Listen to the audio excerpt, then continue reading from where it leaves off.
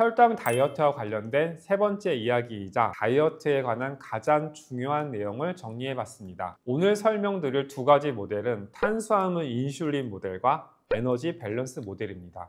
좀 딱딱한 의학 용어예요. 여러 가지 다이어트 방법 중에 하나인데 그것을 좀 의학적으로 설명한 내용입니다. 내분비학에서는 당뇨 환자의 치료 효과를 높이기 위해서 체중 감량과 운동요법에 대해서 정말 오래전부터 체계적인 연구를 해왔고 이것이 신약 개발로도 이어지고 있습니다. 그 결과가 삭센다와 위고비와 같은 다이어트 약이 당뇨 환자 치료제에서 추가적으로 개발되고 있는 거고요. 앞으로도 지속적으로 신약이 개발될 것으로 생각을 합니다. 기본적으로 다이어트에서 중요한 것은 칼로리 양을 줄이면 체중이 줄어들 것이다 라는 단순한 물리 법칙입니다. 지방은 9kcal, 탄수화물과 단백질은 4kcal의 칼로리를 발생한다는 의학적 사실에서 저지방식 다이어트가 굉장히 유행하게 된 원인이 되었어요. 하지만 저지방식 다이어트를 해도 체중 감량 효과가 없어서 2008년도에는 메이오 클리닉에서 인슐린 분비를 줄이기 위한 저탄수화물과 저지방 단백질 다이어트를 비교한 연구 결과를 발표했습니다.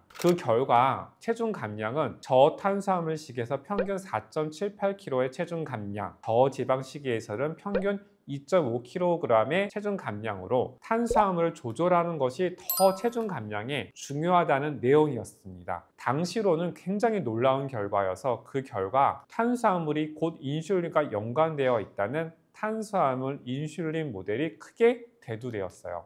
하지만 입원해서 모든 것을 통제하면서 연구를 해보니까 이 결과가 일정하게 나오지 않게 돼서 정말 아이러니한 결과가 나오게 되기도 하고 이 또한 완벽한 모델이라고 인정되지는 않고 있습니다. 이에 비해 에너지 밸런스 모델은 섭취하는 칼로리의 양을 조절해야 한다는 것에서 초점을 맞추고 있고요. 탄수화물 인슐린 모델은 칼로리보다는 당에 초점을 맞춘다는 점에서 좀 차이가 있습니다. 지금 보여드리는 표는 각각의 장단점을 설명하고 있습니다.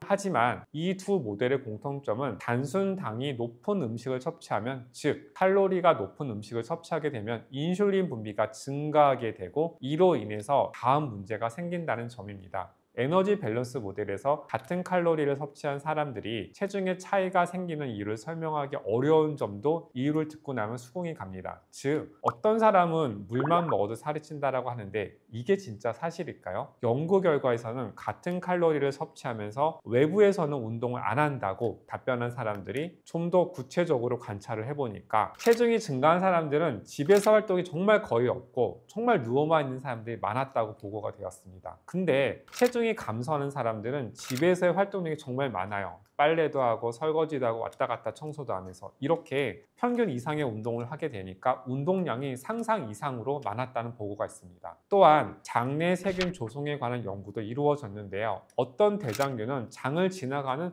모든 영양분을 흡수시켜요. 그렇게 되면 칼로리 섭취가 증가하게 되고 살이 찌게 된다는 연구도 있어서 장내 세균에 관한 연구도 정말 많이 이루어지고 있습니다.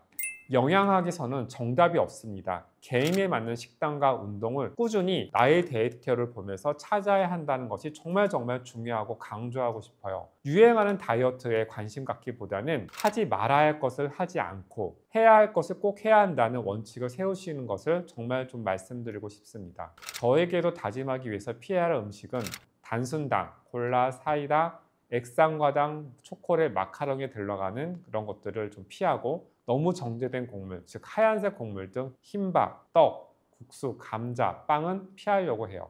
그리고 과일 주스도 단순당으로 분류가 됩니다. 만약에 과일을 통째로 먹게 된다면 과일 안에 수분과 껍질이 좀 포만감을 느끼게 하면서 당을 천천히 올리게 되는데 이것을 착즙해서 섭취하게 되면 혈당 스파이크를 발생시켜서 살이 찌게 된다는 것을 한번 말씀드리고 싶어요. 이러한 지식을 바탕으로 저도 지방 흡입 후에 체중 관리가 좀 더 용이할 수 있고 또 어려움을 겪는 분들에게 도움이 되도록 좋은 내용으로 다시 영상으로 찾아뵙도록 하겠습니다.